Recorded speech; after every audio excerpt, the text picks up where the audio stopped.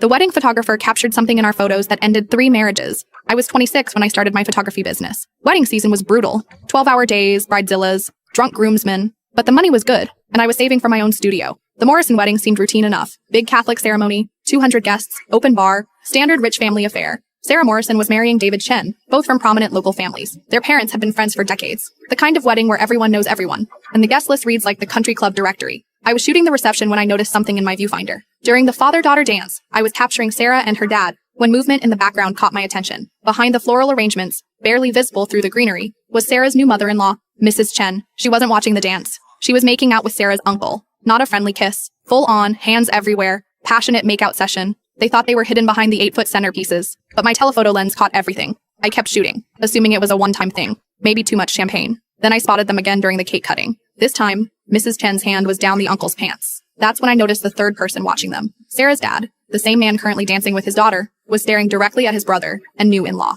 His face was stone cold. He knew. After the reception, I went through my photos. I had captured an entire affair playing out in the background of what should have been the happiest day of these families' lives. The timestamps showed it had been going on for hours. I faced a dilemma. These weren't my family members, but I had evidence of something that would destroy multiple families. The professional thing would be to edit them out. The human thing felt more complicated. 2 days later, Sarah called, crying. "The photos are beautiful," she said, "but there's something weird in some of them. Can you meet me at Starbucks?" When I arrived, Sarah had printed out 3 photos on her home printer. She pointed to the background. "Is that David's mom with my Uncle Rick?" I looked at the photos, then at Sarah's confused face. "What do you want me to tell you?" I asked carefully. Sarah stared at the images. David's parents have been married 30 years. My aunt and Uncle Rick just celebrated their 25th anniversary last month. That's when I realized the full scope of what I'd captured. This wasn't just an affair. It was destroying 2 marriages. Potentially 3 if Sarah's dad had been covering for his brother. "Can you send me the high-resolution versions?" Sarah asked quietly. I hesitated. "Are you sure you want them?" She nodded. "My aunt deserves to know. And if my dad's been keeping this secret." 3 hours later, my phone exploded with calls. Sarah had sent the photos to her aunt,